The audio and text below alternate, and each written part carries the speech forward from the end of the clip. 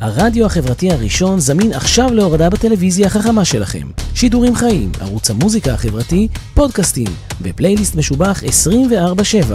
הורידו עכשיו את היישומון של הרדיו החברתי הראשון גם לטלפון הנייד וגם לטלוויזיה החכמה. מיד מתחילים בשידור החי.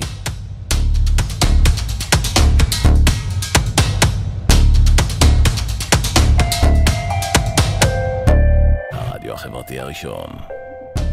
הכוח חוזר לאנשים. הרדיו החברתי הראשון זמין עכשיו להורדה בטלוויזיה החכמה שלכם. שידורים חיים, ערוץ המוזיקה החברתי, פודקאסטים ופלייליסט משובח 24/7.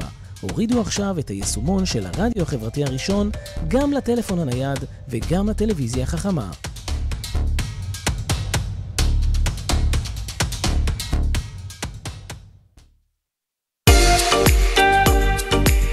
אתם מאזינים לרדיו החברתי הראשון.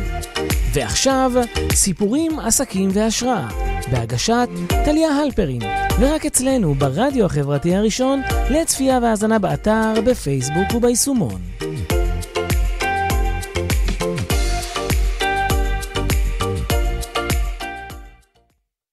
שלום, יום רביעי. יום רביעי, והנה אנחנו בעוד תוכנית של סיפורים, עסקים והשראה. שמי טליה הלפרין, יש לי עסק למינוף נשים, עסקים ועסקים מבוססי משמעות בתחום האסטרטגיה, מיתוג, בידול, העצמה אישית. מה עוד? כל מה שאני יכולה לתת, אני נותנת זה בערך הכובע.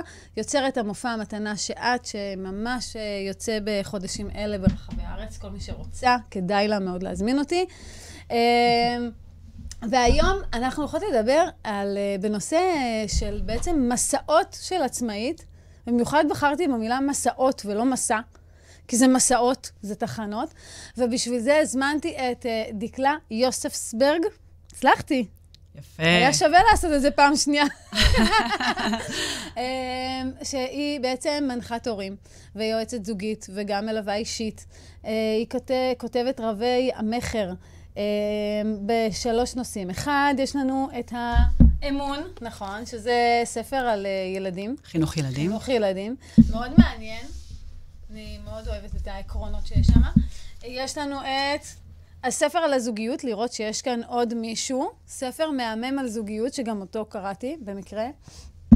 ספר מרתק ממש, שזה חידוש בכלל, לגלות שיש עוד מישהו בבית חוץ ממני. חידוש מרענן. נכון, כי תפסתי את כל החלל פשוט. ויש לנו את לחזור הביתה, שזה מדבר על כיבוד הורים, אבל לא בשלב הצעיר, או גם בשלב הצעיר, אבל בעיקר לשלב היותר מבוגר. כן, זה מסביר בעצם מה זה קשר נכון וטבעי עם ההורים שלי, עם חמי וחמותי, זה אותו דבר, ועד כמה הוא משפיע על החיים שלי. ואנחנו רגילים היום לשמוע כיבוד הורים או בעניין הלכתי, או אנחנו רגילים לתפוס כיבוד הורים כרשימה של מטלות ומעשים. או שאנחנו מאשימים אותם, שהם עשו לנו את החיים כיבוד. לחלוטין. נכון. לא במקרה שלי, ברוך השם. אנחנו מאשימים. לי יש הורים מושלמים דרך כלל. חמסה עליהם. אריכות ימים, חמסה. כן? כן.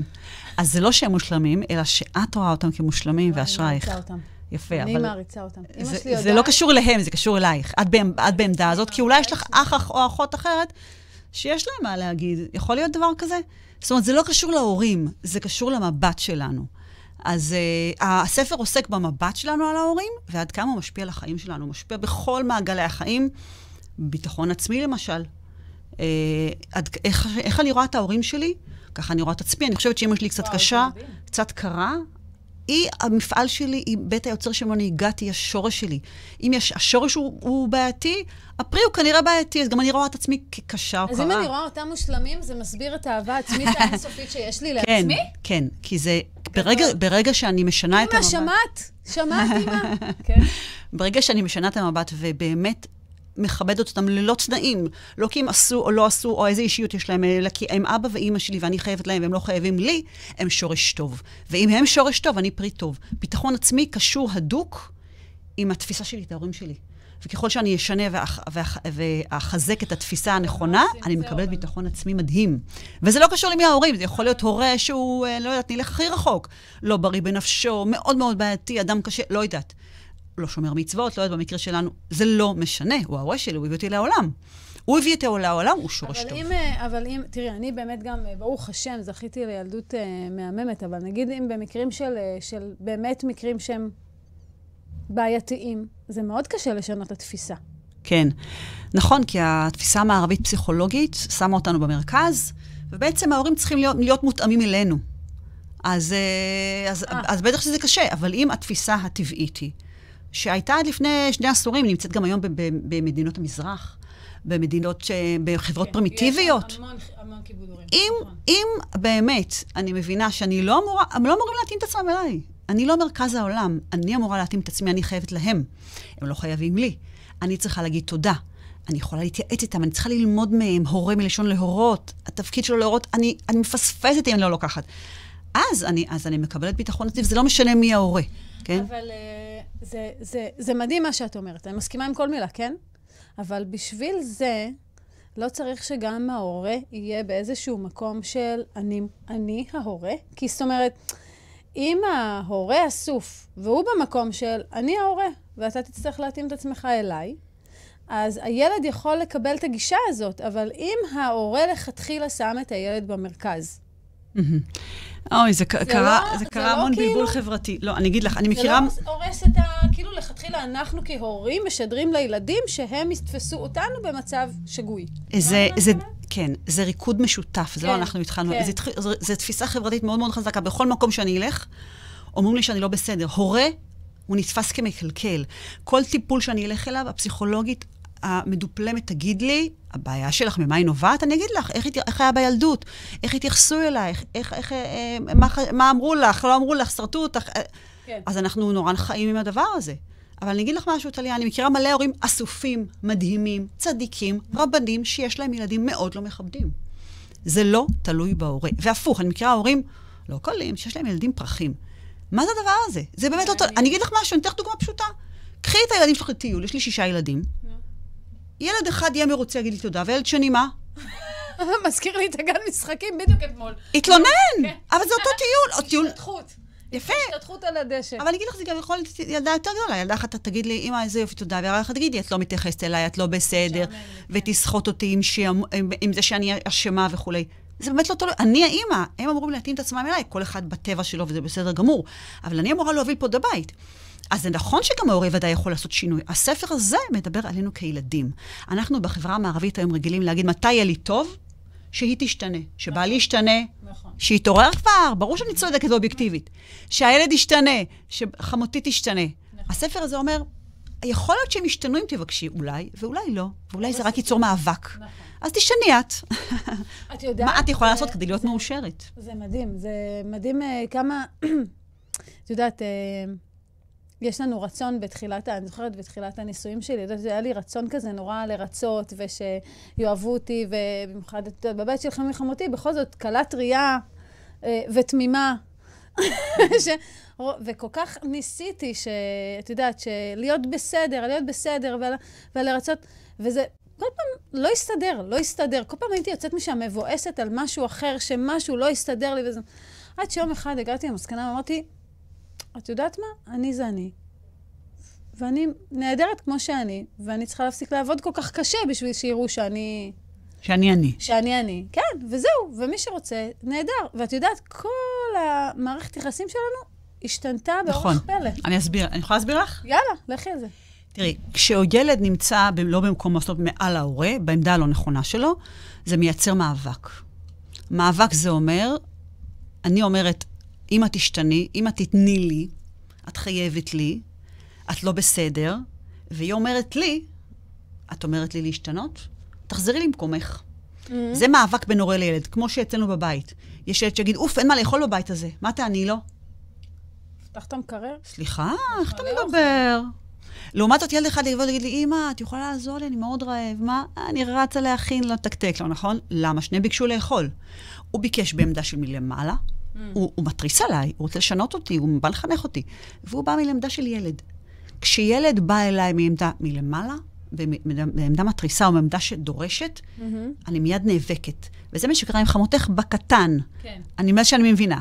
מה שקרה שם, זה שאת אמרת לה, קבלי אותי, תראי שאני בסדר, את רואה איזה נחמדה אני? יאללה, קדימה, תביא לי מחמאה. זה דרישה, זה לקחת, תני לי. תהיי אחרת, תשתני קצת. ברגע שאמרת, אני לא מצפה מאף אחד לשום דבר, ובאמת, מה שתעשי זה בסדר או לא בסדר, ירד המאבק, כבר לא דורשת. אז אני מתארת לעצמי שיותר נתנה לך.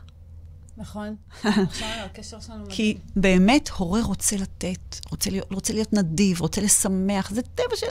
הילדים זה כמו יד, אני לא רוצה לשמח את היד שלי, ברור. אז זה הטבע, אז מה קלקל את זה? היום הנושא הכי... הקשר עם ההורים, זה בעצם, כולנו מבינים שזה אמור להיות משהו מתוק וכיפי ואוהב, וזה כל כך התקלקל, וזה כל כך לא ככה היום, כי נוצרים מאבקים אנושיים. אז יוצאים דברים מאוד לא יפים, אחד מהשני, לא מודע, הרבה לא מודע, סביב המאבק הזה של תשתנה, תהיה מעליי, תחזור להיות ילד וכו'. אז הרבה מאבקים, זה הסיפור. אז פשוט להפסיק לא מודעים. את המאבק הזה של תחזור למקומך? מה? הילד היה צריך להפסיק, בעצם להגיד, אני ילד, אני קוראת לזה ילדה קטנה עם 2 קוקיות, תהי ילדה. תהי ילדה קטנה עם 2 קוקיות. איך נראית ילדה קטנה עם 2 קוקיות? מה שנותנים לה, היא אוכלת. לאן שהולכים, היא הולכת. מה שמלבישים אותה, היא לובשת ראש קטן, היא עושה את רצון להורים בכיף, היא לא באה לחנך אותם, לשנות אותם. נו מה, אוקיי, רגע, אבל איך מגיעים לכזאת סיטואציה? זו סיטואציה, כאילו, איך את מסבירה לילדה של להיות ילדה? לא, אני לא מסבירה לילדה, אני מסבירה לך. הספר הוא עבודה אישית שלך. את מדברת על הכיבוד הורים עכשיו? כן. אוקיי. של אני חוזרת להיות ילדה מול ההורים שלי. נכון, אפילו אם בת 50, אני נכנסת על הבית שלה, ילדה קטנה עם 2 קוקיות. מחפשת לעזור, לעשות את רצונה, לשמח אותה, מתייעצת את המודע לה, היא לא חייבת לי כלום. שקל, לא כסף לחתונה ולא כסף לדירה. אוי, זה מה זה לא ברור. הבת שלי בסמינר אומרת לי, את יודעת, שמתחתנים, את יודעת איך זה אימא. 1,500 שקל איפור, 1,500 שקל תסרוקת, 26,000 פאה, נראים, ו9,000 שקל סמלת חתונה. זה ברור, אבל זה מקובל, ודאי. לא, אז לא חייבת לך שקל, אני יכולה לחתן אותך גם את הבת. את יודעת, זה מזכיר, אני יכולה לספר לך סיפור, תקשיב, אצלנו ביישוב יש עניין כזה שכל ילדה בגן שיש להם הולדת, אז בשבת בצהריים מזמינות את החברות מהגן ועושים להם כזה פעילות עם ממתקים וזה. עכשיו, אני כבר לפני כמה שנים קלטתי את המהלך הזה ואמרתי, לא מתאים לי. לא מתאים לי עכשיו להזמין בצהריים מלא ילדות, לא מתאים לי כל האינטראקציה הזאת, לא מתאים לי יום שישי ככה, לא מתאים לי. וגם אמרתי, עזבי, זה גם ברוך, יש לי 4 בנות, זה כאילו, בואי, אני אתחיל לתפעלת את כל האירועים האלה, אני לא יוצאת מזה. לא משנה, אני הגעתי למסקנה אצלנו, תרבות ימי ההולדת, זה, את יודעת, עוגה כושית. לא, סעודה כיפית, נגיד פיצות, משהו כיפי. אנחנו, כמובן, עוגה, אי אפשר בכל זאת עם הולדת בלי עוגה. אני עושה עוגה עם ילדת היום הולדת, מקשטות ועניינים, רכבות, דובים וזה, כאילו ממש זמן איכות. ואנחנו יושבים בשולחן, סבב ברכות, כל מי שמברך אותה. מדהים. היא נותנת לו את העוגה, ואז היא מברכת אותנו. זה טקס יום ההולדת. תם ונשלם. כן. יכול להיות, כאילו, יהיה מתנה סמלית, כיפית כזאת קטנה, את יודעת, לא דברים מפוצצים, לא דברים גדולים, זה טקס היום הולדת, האחים והאחיות עושים. אני בטוחה שככה הכי מודה לך. שמה? שככה הכי מודה לך. אז רגע, אז העניין הוא, ובאמת זה מקסים, זה מה זה מקסים? האמת שאני אכנס רגע סיפור קטן, שנסענו יום אחד ליום הולדת של אחיינים, לא זוכר כבר של מישהו מהמשפחה, אז הייתה מסיבה, עם מלא בלונים, מלא אוכל, הפעלות וזה עניינים, ויצאנו משם, ואז הבת שלי אמרת לי, אמא, אבל מה זה היום הולדת הזאת? לא היו ברכות. כאילו, היה לה חסר, הם לא הבינו מה זה היה האירוע הזה. זה היה, א', זה עשה לי כזה נחת, זה הדבר ראשון, אבל זה סגור סוגריים. אני חוזרת לימי, אז לבת שלי היה יום הולדת, ואז היא באה אליי והיא אומרת, ילדה בת 6. אמא, אני רוצה שנזמין בשבת את החברות שלי לעשות גם יום הולדת, ככה עם כל החברות. אז אני כזה מסתובבת אליה, אני אומרת לה, נחמי להם, מתוקה. אנחנו לא עושים ככה יום הולדת אצלנו בבית. זה כאילו, טוב, בסדר, מחייכת ואיך צחק. בזה טעם האירוע. עכשיו, בזה טעם האירוע. ואז אמרתי לעצמי, איזה מדהים זה. איזה שדר זה בבית. וואו, זה מדהים. בכל דבר יש שדר, גם ביום הולדת. זה מדהים יש לנו תרבות, היא ראתה, היא גם יודעת, זה לא את מצטרפת אלינו. כן, זה מה שאנחנו, זה התרבות המשפחתית שלנו, זה ההוויה שלנו, זה מה שאנחנו עושים. ואת יודעת מה יותר חשבתי מזה? אמרתי לעצמי, איזה שיעור נפלא זה להראות לילדה, שיש דברים שעושים בחוץ, ואנחנו לא עושים, וזה בסדר, וזה תקין, וזה נכון, וזה מדויק. מדהים. אמרתי לעצמי, כן, האמת שזה היה שיעור, כי... שיעור גם בשבילך. ברור, כי תהיתי איך היא תגיב לזה, שאני אגיד לה, תראי, אנחנו לא עושים ככה. בפשטות, הכי פשוט שיש. בלי להיכנס איתה עכשיו, תראי, תשמעי, בלי רגשות אשם של זה. מצוין. בלי התנצלויות, בדיוק. אנחנו לא עושים, בדיוק עשיתי קלים גם, אז הייתי עסוקה. אבל את יודעת, שהיא תלמד להצטרף אלייך, לכללים שלך, היא תלמד להצטרף לכללים של הבית ספר, היא תלמד להצטרף לכללים של בעלה, של המשפחה של בעלה, של הקדוש ברוך הוא. אז זה בעצם גם יצירת זה סדר העולם הנכון, אבל מה אנחנו עושים היום? היום יש מלכת היום, מלכת השבוע, מלכת החודש, נכון? מעון נסיכים, מעון מלכים.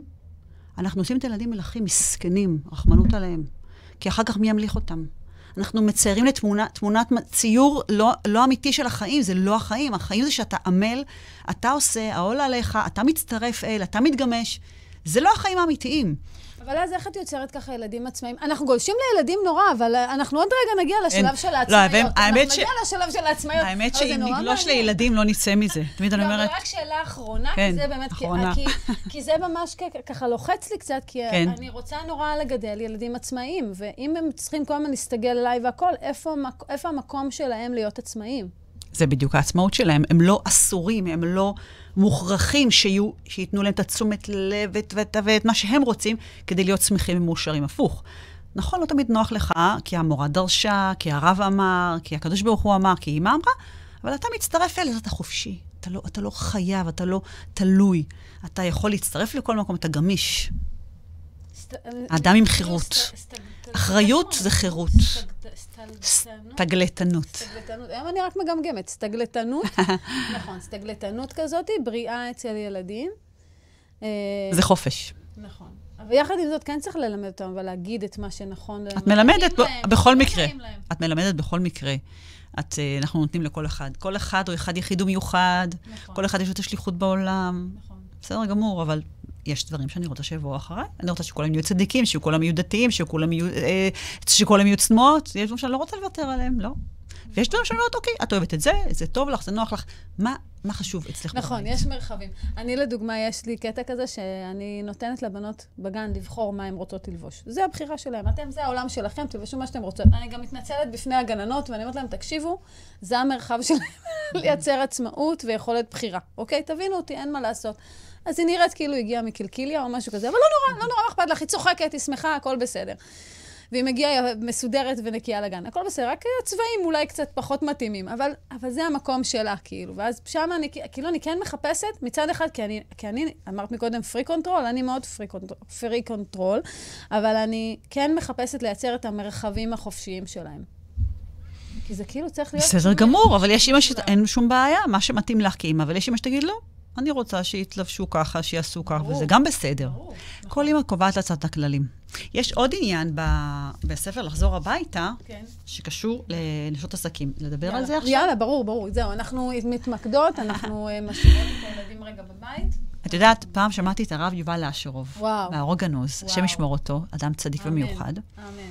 הוא וכל משפחתו. והוא אמר דבר מאוד מאוד מיוחד, שמאוד מאוד התחבר לי למעמד, להיררכיה שאני מדברת עליה. הוא אמר שהשפע הגשמי והרוחני שמגיע מהקדוש ברוך הוא אליי, בנה חיים, מזונה אצלך, בריאות, כסף, רוחניות, הכל, חייב לעבור דרך ההורים, כי הסדר הנכון הוא פירמידה של קדוש ברוך הוא, הורים ילדים זה סדר העולם המתוקן. אז בין הקדוש ברוך הוא לביני יש צינור של שפע, ובאמצע עומדים ההורים. אם הצינור הזה חלוד, מלוכלך, יש לי טענות כלפי ההורים. אני לא מלמטה, אני לא ילדה שלהם, אני היועצת שלהם, אני יודעת יותר טוב מהם, אני רוצה לשנות אותם. השפע הזה שיגיע, משהו יתפזר. תהיה חוסר הצלחה, או ייתקע. לעומת זאת, אם הצינור הזה ישר, נקי, אני מודה להורים שלי, אני לומדת מהם, אני עושה את רצונם בשמחה, ונושאת אליהם עיניים, ואני למטה, אני ילדה שלהם, השפע הזה יגיע אליי. זה מה שהוא אמר, ואני ראיתי את זה בלי סוף. הייתה לי פעם מישהי. אני חושבת שאפילו שמעתי את השיעור הזה, את יודעת? כן? זה שיעור מדהים. אבל אמרה לי פעם מישהי בוכרית, אוקיי? היא אמרה, את אצלנו, בעדה, כשיש בעיות בפרנסה, הולכים לבקש סליחה מההורים. וואו, גדול. ואם ההורים נפטרו, אנחנו עולים לקבר במניין לבקש סליחה. והיא אומרת, זה המניין אצלנו, לא ידעתי למה מימומה. כשאת מדברת על כיבוד הורים, זה פתאום מסתדר לי, כי אם אני תקועה עם ההורים, אני תקועה עם כל תשתית החיים שלי. ואני פעם שמעתי סרטון של קואוצ'ר, לעסקים כזה, והוא אמר כל מיני טיפים לעסקים, והוא טיפ אחרון, הוא אמר, אני רוצה להגיד לכם, יישמע לכם מוזר, אבל אני ממליץ לכם מאוד לסגור מערכות יחסים בעייתיות מהעבר, בפרט עם ההורים. וואו. ואיש העסקים אומר לי, מה הקשר? זה שנצבני על אמא שלי לעסק שלי, מה הקשר עכשיו? הכל קשור. אז הוא אומר, לא, אני יודע שזה קשור, כי אני רואה שאנשים סוגרים, פותרים את הסיפור, במילים שלנו תהיה ילדה קטנה שתי קוקיות, תהיה ילד קטן שחזר מהגן, תפסיק לחנך את ההורים שלך, תגיד להם תודה, אתה תראה ברכה בעמלך. אבל הוא אומר, אני לא יודע למה, אנחנו מבינים את זה דרך הצינור הזה, דרך הרב יובל אשר, ואומר, כל שפע שמגיע לאדם חייב לעבור דרך ההורים, אפילו מההורים נפטרו. שפע, במובן, אני לא מבינה בזה, אני רואה את זה דרך אגב. אני רואה אנשים שעברו איתי סדנאות, העברתי אלפי נשים סדנאות. יש לי שבועות של בין 8 ל-10 סדנאות בשבוע. וואו. כל כך הרבה סיפורים של אנשים שעשו שינוי משמעותי עם ההורים, ופתאום נפתח להם. התחילה ללמוד, פתחה עסק, משהו קרה, קיבלה דירה, את יודעת כמה אני שומעת על דירות? די. לא, אני לא יודע סתם על לפתוח איזה. וואו, זה שפע. עכשיו, יש גם מקורות יהודים, דרך אגב, שמדברים על הקשר בין ההורים לבין נכסים, כסף, עושר, בעין. אז זה באמת מדהים, אני רואה את זה בלי סוף. אז שווה, אם את עצמאית, לכי תשקיעי זמן איכות עם אמא ואבא, בבקשה. לפני פרזנטציה או איזו עסקה גדולה, לכי, תעשי מה. לגמרי, תבקשים מהם ברכה לעסק שלך. ברכה, נכון. תבקשים מהם אפילו עצה. אני כל הזמן, את יודעת, לפעמים אני נוסעת לקבר רחל, ולקוט, אני אומרת, אמא, תתפללי עליה. אמרתי, טליה, מה קורה איתך? כל היום אני מתפללת עלייך, תעזבי אותי. אני כל היום מתפללת. אמרתי, בסדר, רק מזכירה לך. איזה ברכה זאת. רק מזכירה לך. אני אגיד לך, שאתה כועס על ההורים שלך, ואתה מאשים את ההורים שלך בתקיעות שלך, בלי לשים לב, אתה מוציא ים של אנרגיה, לא במקום הנכון. אתה לא שם לב שזה זולל לך אנרגיה. נכון. אני אתן לך דוגמה קטנה. אני זוכרת את עצמי, מרימה קול בבית, כועסת, ועוברת לי מחשבה פיצית כזאת, בשבריר שנייה, למה אני כועסת? כי שמעתי אמא כועסת בבית. עכשיו, זה חלקיק שניונית, כן? אוקיי, והמשכתי לעבוד עצמי, ושניתי עצמי שאני מרימה קול בבית, וככה מתפרצת לפעמים. ואז אמרתי, רגע, תהי כנה עם עצמך, אחותך הגדולה, מתפרצת בבית? התשובה היא לא עדינה, בעלת מידות, משהו מיוחד. גדלה עם אותה אימא, באותו בית, והיא לא, 2 מעליי כולה. והיא לא משמע מי אשם בסיפור? אני, יאללה, קחי אחריות, מה את רוצה מאמא שלך? ואז אמרתי, זה שלי. אני בחרתי בזה, כנראה זה חולשה שלי, אני אעבוד על זה. ואת יודעת מה? עשיתי שינוי מטורף. לא מזמן הבת שלי, סיפרתי את הסיפור הזה, אמרתי לי, אמא, אני זוכרת פתאום שזהו. היום שלי זה שכנות שלי, אני לא מרימה כל, זה דבר מאוד מאוד נדיר. זה הפלא. זה לקיחת אחריות. הבן שלי גדול בן 23, והבן הקטן שלי בן 13, ועוד 4 בנות באמצע. מהמם. טוב, בוא נגיד שקל לך לא לצעוק בגיל הזה. נדמה לך. אני בשיא, ממי, אני בשיא. אני הקטן שלי בן 2, והגדול שלי... אבל בסדר, תצעקי בכיף. בן 14. זה גילאים שהם שומעים רק בטונציה מיוחדת. בכיף. אני אומרת להם אתמול, תקשיבו, אני מבקשת יפה. עוד 10 שניות, אני מתחילה לצעוק. 10, 9, אני מתחילה לספור לה. את עובדת קשה אצלם. אבל מה שרציתי להגיד, באמת... אז הם יקמו, טוב, אמא, תתחילו לרוץ. עכשיו, העניין הוא שברוך השם זה היה בצחוק. אבל באמת, הנקודה פה זה לקיחת אחריות. אם אני אומרת, בגלל אמא שלי אני תקועה הייתה לי פעם קבוצה, מישהי אמרה, נגיד לך מה אני תקועה, לא ממשיכה, תואר שני מתקדמת, אמא שלי כל דבר עושה לי. מה שאני רוצה, היא מגיעה, מגייסת את כרטיס אשראי, קונה לי, עושה לי, תומכת בי, די, אני לא נהיית עצמאית. מישהי באותה קבוצה אמרה, יודעת למה אני תקועה, לא מתקדמת תואר שני וזה? אמא שלי אף פעם לא עשתה לי. בגלל זה אני תקועה. אם היו תומכים בי קצת, הייתי מתקדמת. זה לא נכון. קחי אחריות. תעשי את הצעד הראשון. אפשר להפסיק להאשים את העולם. אז בוא נדבר על המסע שלך כעצמאית. כן. בעצם את... התחלת בכלל, אנחנו עכשיו, בואו תכירו, זו דקלה, בעצם התחלת בעצם בתור גרפיקאית. אני בוגרת בצלאל. כן, בוגרת בצלאל.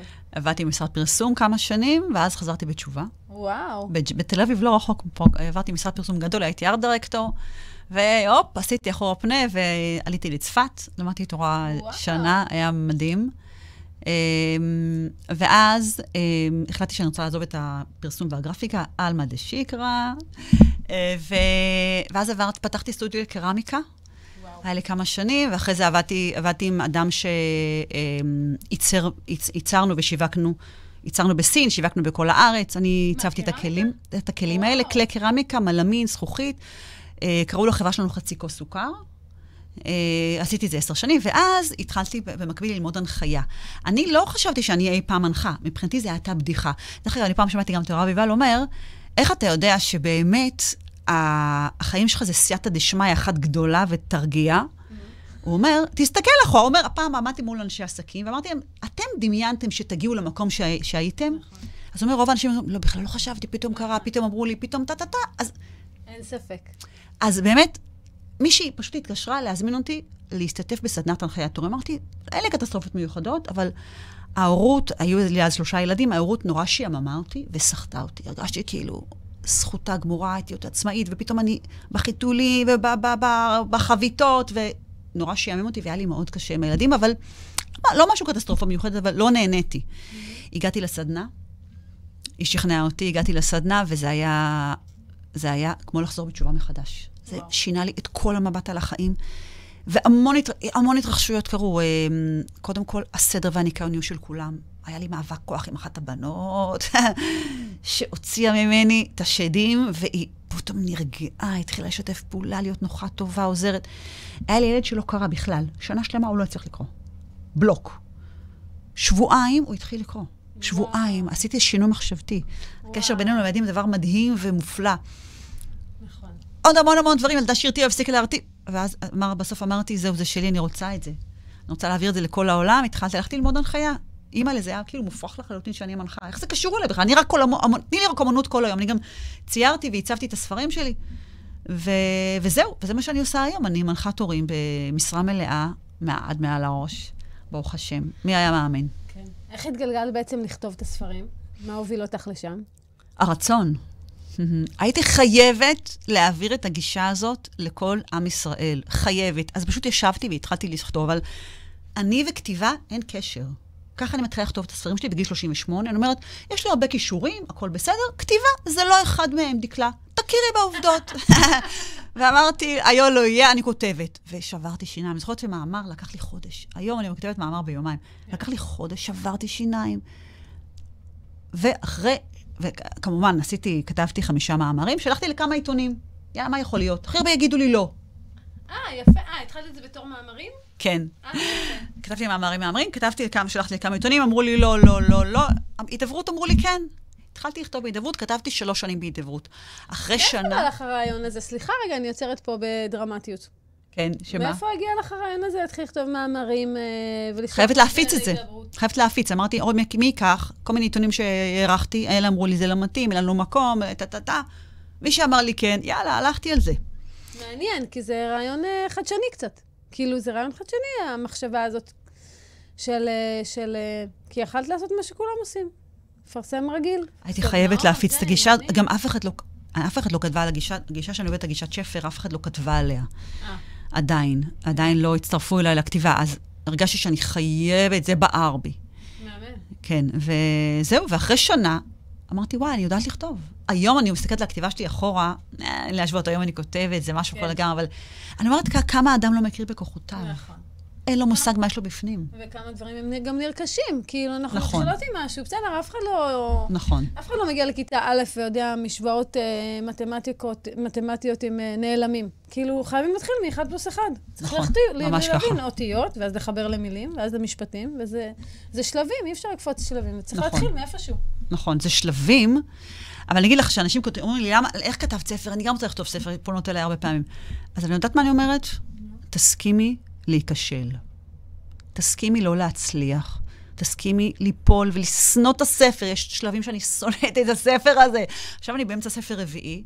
כבר עברתי את השלב שאני שונאת אותו ואני רבה איתו. עכשיו אני והייתי מסוכסכת איתו קשות. עכשיו אנחנו כבר חזרנו, אנחנו כבר אוהבים אחד את השני, ועזר שהוא מצא בקרוב ספר על מודעות. אני כותבת אותו כבר 2.5 שנים.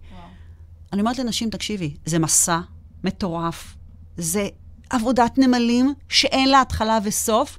מסכימה לסבול קצת, בשביל שתהיה תוצאה טובה, להיכשל, לא להצליח, פתאום את קמה בבוקר, מה זה הספר הדבילי הזה? אני כותבת גרוע, הספר דפוק, ככה. אבל לא פעם אחת, 100 פעם, את חושבת את זה. ואת חוזרת למחשב, ואת מתקנת, ואת מוצאת פסקה, ואת מוצאת עוד איזה חוט, ואת מצליחה לחזור חזרה. מישהו ליווה אותך בכתיבה שלהם?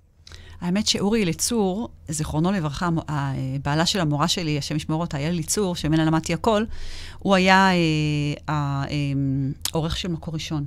וואו. אז הראיתי לו את המאמרים שלי ברוב חוצפתי, מאמרים, אמא לבוסר של הבוסר, ואמר לי, תקשיבי, את יודעת לכתוב, את צריכה עוד שיוף. בסדר גמור, הוא נתן לי זריקת אמון מטורפת. אם הוא אמר דבר כזה, אז...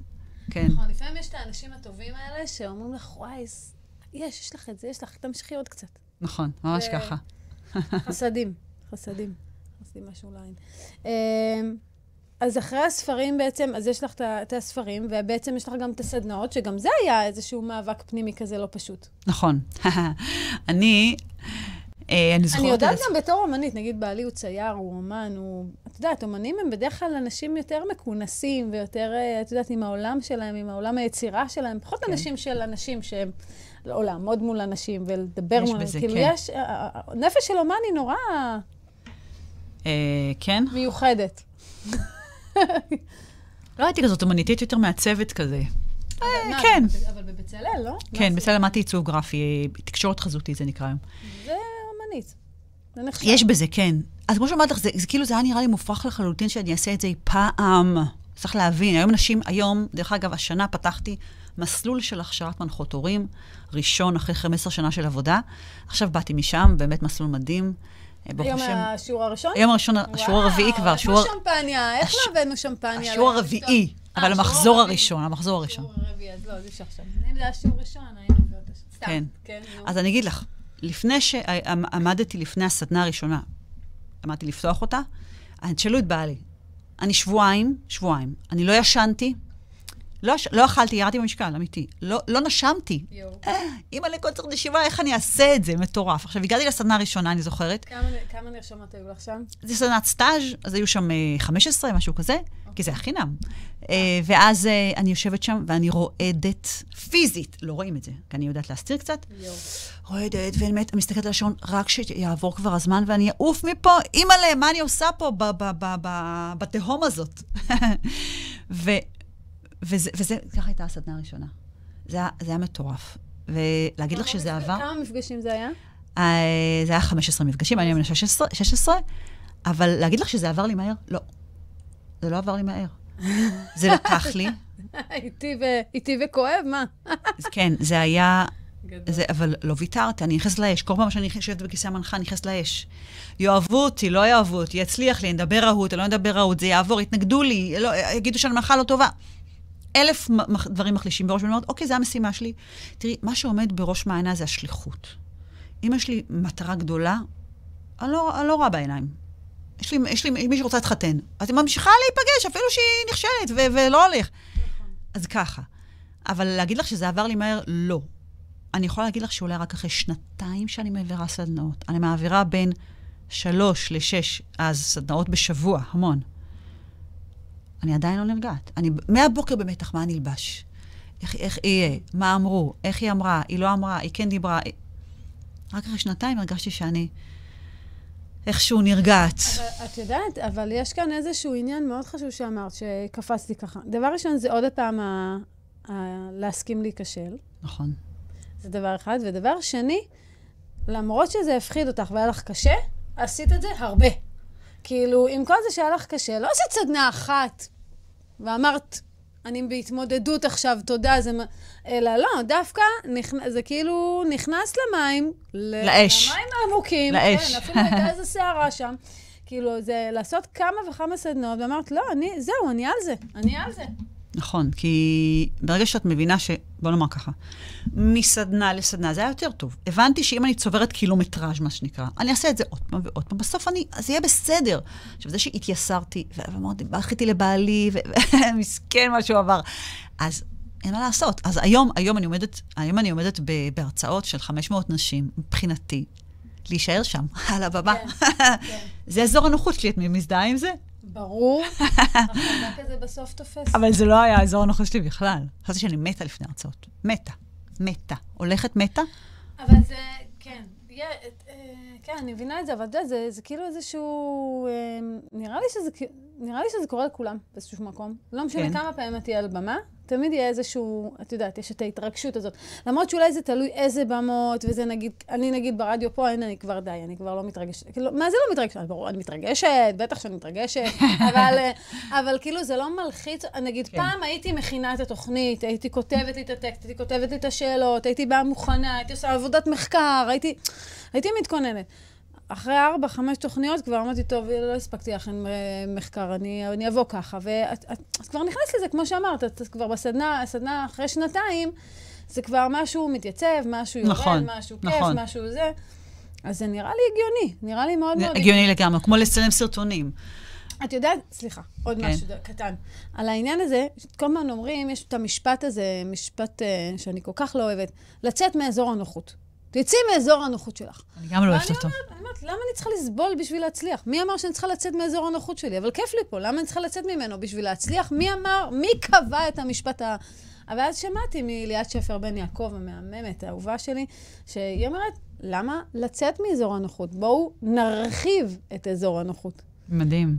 כאילו, אפשר להרחיב אותו. אם את יודעת שאת אוהבת לעשות דברים מסוימים, אין בעיה, תעשי אותם יותר. ואני חושבת אבל זה שאת הסכמת, להיכנס לאש. כן להיכנס לאש, וכן להתמודד עם זה, וכן לפצח את זה, ולהיות שם, זה דבר גדול תראי, אני לא, זה גם עבודה, וזה גם טבע שלי, כאילו אני לא כל כך מוותרת, שאני רוצה משהו, אני לא כל כך מוותרת בקלות.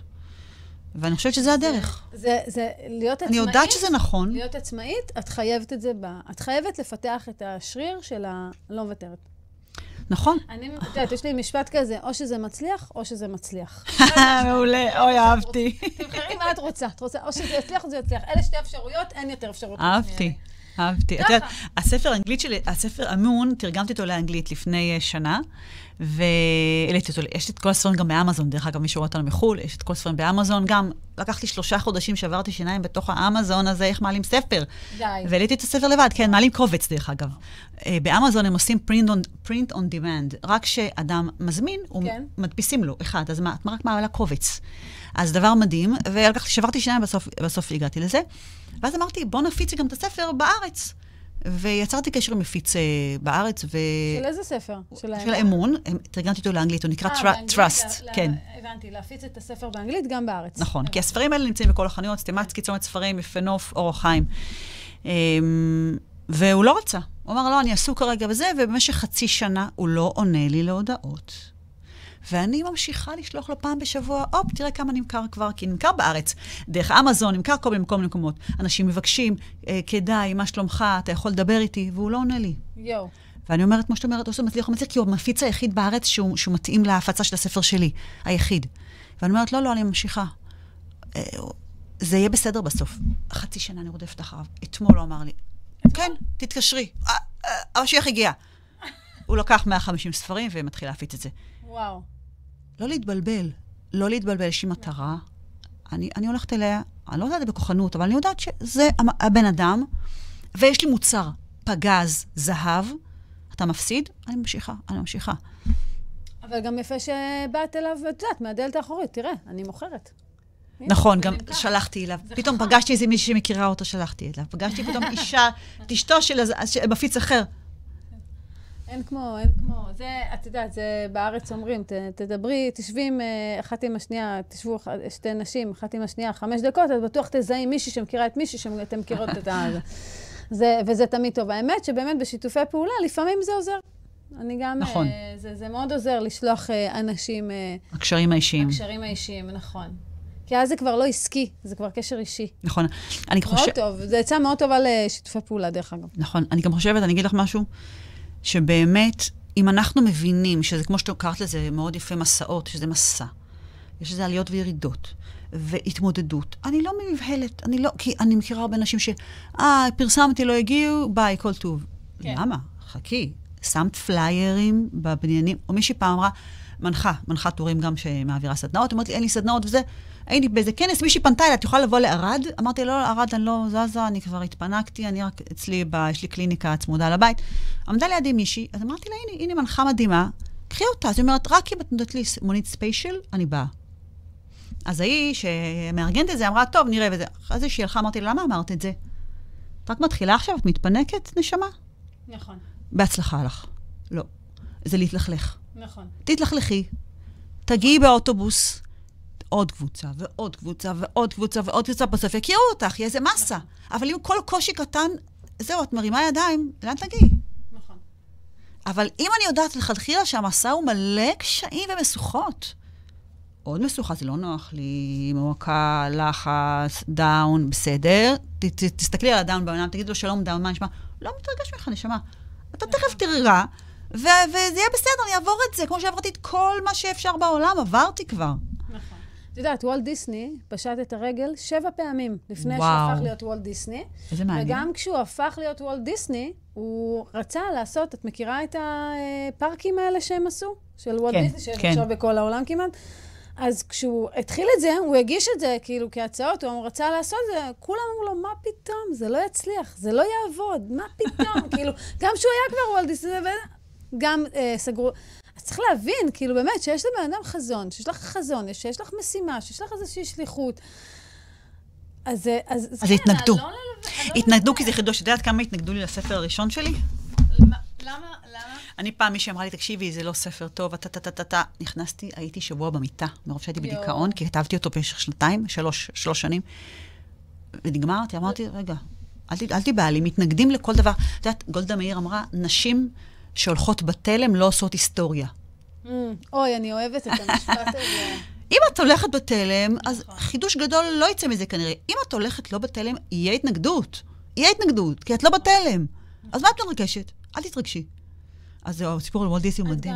נכון, זה גם, את גם באיזשהו מקום, את יוצרת דרך חדשה. נכון. כאילו, את חוצבת באבן. כאילו, אם יש את המסלול הרגיל, די, הוא כבר בנוי, יש כבר כבוש. יש כבר כביש, כבר סידרו אותו, הוא כבר מסודר, אבל אם יש פה שדה, ואת פורצת עכשיו דרך חדשה, אז זה יותר קשה. זה קשה, נכון. את יודעת, את מכירה את הסרטון על המנכ"ל של אלי אקספרס? לא. אוי, אני אשלח לך. מטורף. הוא מספר שהוא כל דבר שהוא עושה בחיים שלו, הוא נכשל. הוא אחד מעשירי העולם היום. וואו. הוא אחד מעשירי העולם. כל דבר, הוא אומר, לאן שהלכתי לא התקבלתי. למשטרה לא התקבלתי. להרווארד לא התקבלתי. 30 פעם הוא נכשל. הוא אומר, נפתח KFC, כאילו כמו בורגראנץ' כזה ביפן. הוא לא התקבל. הוא לא התקבל לעבוד בלהכין את המנות. גדול. ואז, אחרי שהוא לא התקבל, הוא נכשל, הוא רצה לפתוח האתר, אז מישהו הלווה לו איזה $20,000, והוא התחיל, וככה הוא התחיל את האלי אקספרס. וואו. זה סיפור מטורף. מטורף. עם 1,000 מכשולות. תראה מה נהיה ממנו. אני חושבת שגם יש כאן איזשהו מקום של להסכים לא ללכת בתלם. אני נגיד, האמת שאני כאילו לא באופן מכוון, אבל ככה יצא. אני לא מתאימה לשום סטריאוטיפ אפשרי, כאילו. אני הלפרין ואני ספרדיה. סתם, אפילו הכי בסיסי, כן? בסדר? הכי בסיסי. אני תימניה והילדים שלי בלונדינים. כאילו, לא משנה איך תסתכלי על זה. כלום, כאילו, לא, אין איזה. כן.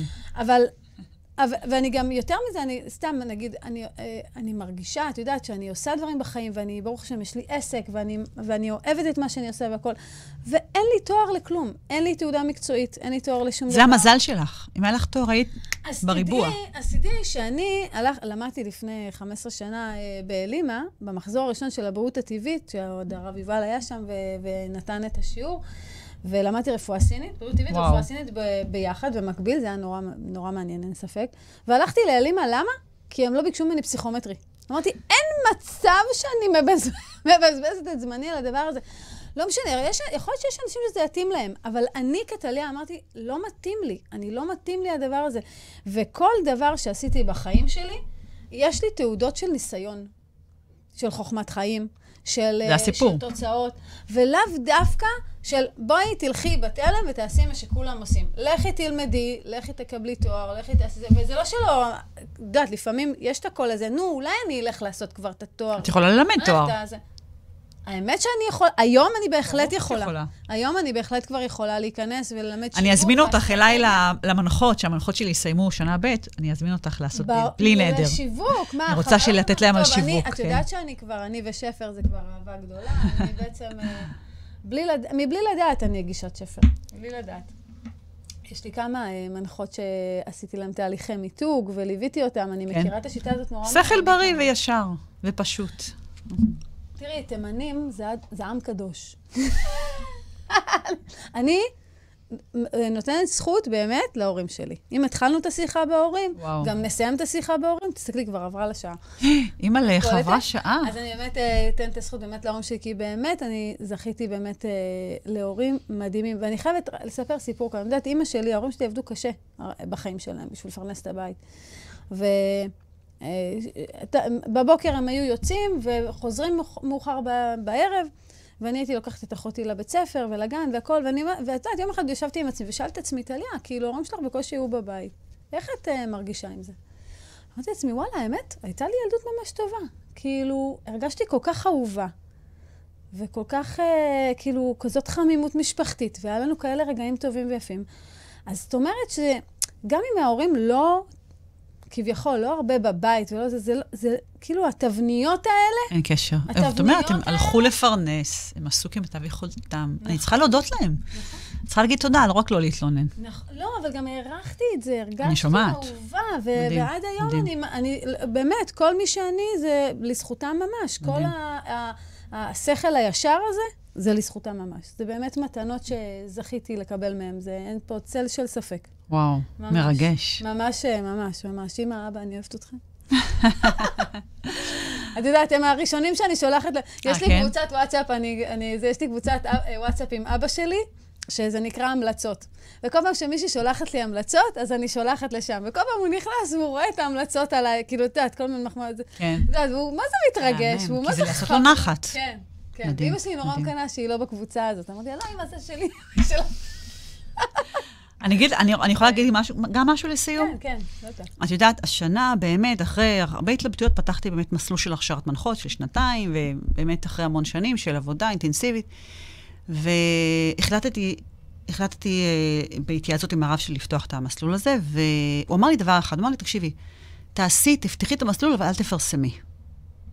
מה? איך אני יכולה לפתוח מסלול ולפרסם? שבכלל, רק שתבינו, שבכלל לא ברשתות, כן? אני בפייסבוק, אבל קצת, זה לא... פחות מדבר אליי. קודם היא עלתה לי פה סטטוס.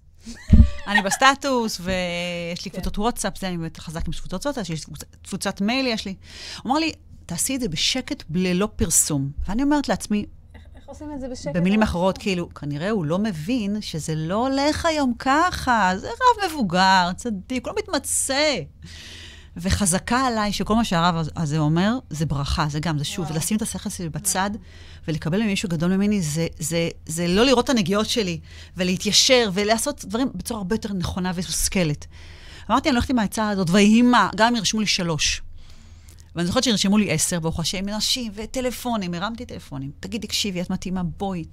דרך אגב, אני חייבת להגיד שאת תגובה, הרמתי טלפונים לנשים שאני חושבת שמתאימות. כן. נשים שיוצאו בסדנאות, יוצאו אלפי נשים בסדלות, כל מיני נשים שנשארו אותי בקשר, כן. תקשיבי, את מתאימה בול, יאללה, בואי, אני פותחת מסלול מטורף, את חייבת להגיע.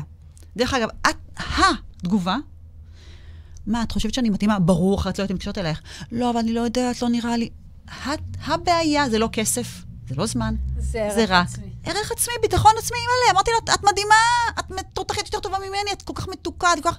אני חושבת שכל... את אומרת לי באמת? כן, באמת אני אומרת לך. בקיצור, אז התחלתי לעשות טלפונים, באמת עבדתי על זה קשה, ונרשמו 10, אמרתי יופי, אבל 10, זה לא. ואמרתי, והיו לי כמה ימים שהייתי בייסורים, מה אני אעשה? בסוף אני אפתח עם 10, ואני אתקע, ואני גם לא אתפרנס מזה, כי 10 זה כמעט לא להתפרנס. ואמרתי, אני ממשיכה, והיום ברוך השם, אני חוזרת מיום, יש לי 18 מנחות, המחזור מלא, וזה באמת, אמרתי, זה תודעה. תפסיקי לרדוף אחרי אנשים, תרים את הטלפונים שלך, תדברי, תשכנעי, את יודעת שיש לך זהב טהור? יבואו אלייך, אל תדאגי.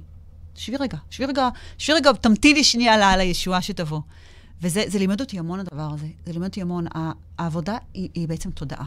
היא פנימית. לחלוטין. זה לא מה, זה פוסטים וזה, זה דבר מעולה. אבל זה אמצעים נפלאים וחינמים היום. זה הדבר האחרון. הפוסטים זה הדבר האחרון. זה מאוד חשוב מה שאת אומרת, כי באמת, דבר הראשון זה העבודה התודעתית.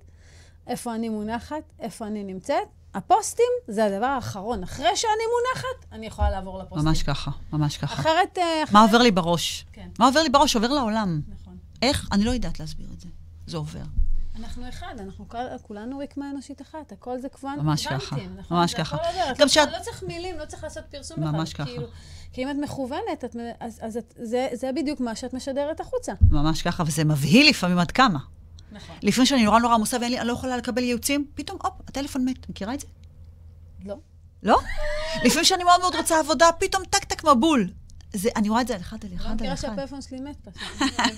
אז כן שאת כמו רוצה לעבוד, מצוין. האמת, אני כל כך אוהבת את העבודה שלי. אני גם כל כך אוהבת את האנשים שאני מלווה. באמת שאני אוהבת אותם.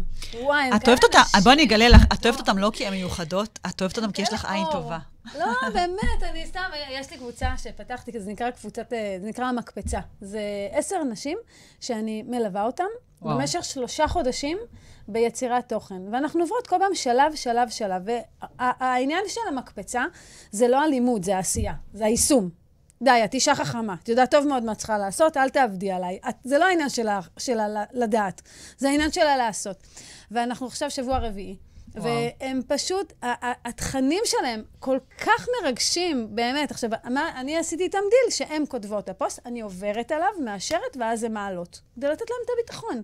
שמישהי מקצועית עברה על זה, שהם הם לא יעשו פדיחות בפרסיה, כל מיני כאלה, יודעת, כי לפעמים יש לנו את השטויות האלה בראש.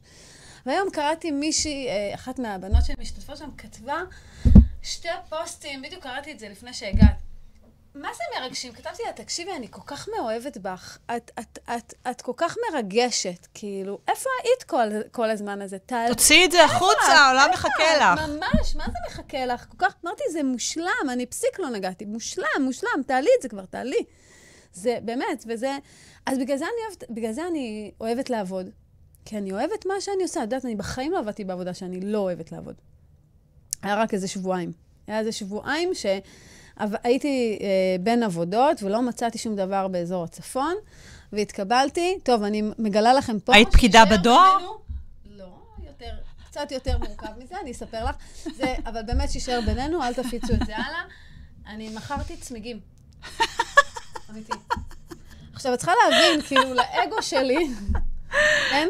ללכת למכור צמיגים, זה, לא, עכשיו, בעלי דמיין אותי באיזה מוסך כזה, יושבת עם איזה מאוורר. לא, זה לא היה, זה היה חברת הייטק כזאת, שהם יצרו איזשהו מערך כזה אינטרנטי, מערך אינטרנטי שאנשים יש להם, צריכים את זה, הם מתקשרים, מזמינים להם, שולחים את זה בפנצ'ריה הקרובה, זה במחיר יותר טוב. קיצר, אני הייתי מקבלת את הטלפונים, ממליצה להם איזה גלגל לקנות, כן? אם את צריכה עזרה ברכישת צמיגים, את יכולה להתקשר אליי. ברור שאני צריכה.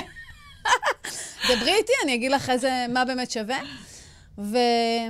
וככה, עשיתי את זה שבועיים ימים. עכשיו, תקשיבי, זה באמת, את יודעת, יום אחד נסעתי למסיבה עם חברות, ואז מישהי שואלת אותי כזה, הכי טבעי, אז מה, תראי, מה את עושה עכשיו? אני כאילו, את יודעת, חכה כזה, שנושא השיחה ישתנה. כי איך את אומרת את זה? לא משנה, אבל ובאמת בשבועיים האלה, כל מה שהייתי עושה, הייתי נכנסת לאוטו, שמה דיסק של מתוק מדבש על הזוהר, על הפרנסה, ושומעת כל הדרך כמה זה קדוש להביא פרנסה הביתה, כמה זה קדוש להביא פרנסה הביתה, כמה זה ככה. עשיתי לעצמי שטיפות מוח, תודה השם שיש לי משכורת, תודה השם שאני מביאה פרנסה הביתה. ככה היינו אז זוג צעיר עם 2 קטנטנים, אבל לא משנה, וממש זה כל מה שעשיתי עם עצמי עבודה, רק תודה השם, תודה, אני מביאה פרנסה, אני מוכרת צמיגים. אחרי שבועיים, המנהל עושה ישיבה. אני רוצה להכריז בזאת רשמית, על הממצאים עשינו בדיקה, מי מוכר מבין כל הנציגים, מי מוכר הכי הרבה צמיגים, והכי פחות זמן. מי המנצחת?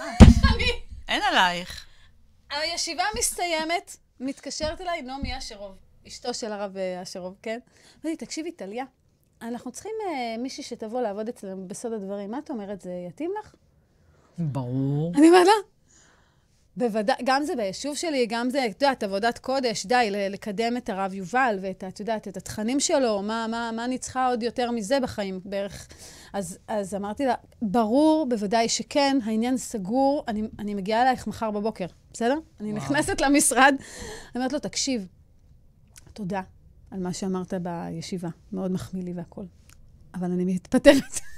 בזאת סיימתי את תפקידי כאן, תודה רבה לך, אני נורא מעריכה את שנתתם לי להיות פה, והלכתי לעבוד בסוד הדברים. ואני אומרת, לפעמים את לא יודעת איזה טוויסט בעלילה יהיה. נכון, אבל אני אגיד לך משהו. ישלפו אותך מהבור או מהצמיגים. ישלפו אותך מהבור, אבל את, בזה שאמרת, רגע, אני עושה מה שאני אוהבת, ואני יודעת שזה נכון, וגם אם עכשיו אני בהמתנה בין, ואני עכשיו באיזה מועקה שאין לי את האהבה הזאת, אני יודעת שזה בוא יבוא. וההמתנה הזאת, להסכים להיות שם, ולהסכים לנחס הזה, נכון. יביא את זה בסוף. נכון. נכון, נכון. זה לא להפסיק להשקות את הזרע, גם אם עדיין לא רואים שום דבר שקורה מתחת לפני האדמה. זה להמשיך להשקות את הזרע בעיניים ואמונה גמורה, שזה חייב להצליח. אמרנו, יש רק שתי אפשרות. בדרך שאדם רוצה ללך, מוליכים אותו. זה הרצון שלנו, יש לנו כוח אדיר. נכון. הקדוש ברוך הוא נתן לנו. זה לא שאנחנו פועלים פה, אנחנו, עם הכוח רצון מכוונים, קיבלנו את הכוח הזה. נכון. דקלה, טוב, אנחנו ממש יכולות לדבר עוד שעות, וממש תודה רבה שבאת. וואי, היה מדהים. היה לי ממש כיף, ממש, באמת, תודה שאירחת אותי. במלא נושאים, ועשינו ממש, היה פה מלא תובנות. תודה שהגעת, היה ממש כיף. תודה רבה לכן, הצופות היקרות שלנו, ושבעזרת השם, מה אנחנו רוצות? חג חנוכה. אנחנו רוצות ניסים, בחודש כסלו, זה חודש של ניסים גמורים, ואסור לבקש ניסים בשאר חודשי השנה, רק בחודש כסלו. וואו. מה זה? מוכרחים אנחנו לבקש ניסים. אז אנחנו רוצות ניסים גמורים לכל עם ישראל, שכל החטופים יצאו, שכל החיילים יחזרו בשלום הביתה, שיהיה לנו ממש גאולה שלמה, ברחמים, בשמחה. מה זה ברחמים? בשמחה, בריקודים ברחובות, שבאמת נראה ניסים גדולים לכל עם ישראל, ונזכה לשמחה גדולה ולאחדות גדולה. ולאהבת ישראל באמת בחינם בהשפעה. את יודעת מה? עכשיו שאת מדברת על המשיח, 2000 שנה מחכים לו. והם לא מוותרים, וממשיכים, ומתפללים, ובוא יבוא, אותו דבר, והוא יבוא, הוא יבוא. נכון, בגלל הרצון, בגלל הרצון החזק. אמת. אז שיהיה לנו המשך שבוע נהדר, ושנתראה בשמחות. בשמחות. אמן. עכשיו יש את השלב שצריך לכבות את כל הדבר הזה, את מבינה? אז הם משאירים פה רשימה. יפה. נתחיל בסיום שידור. ביי יוש.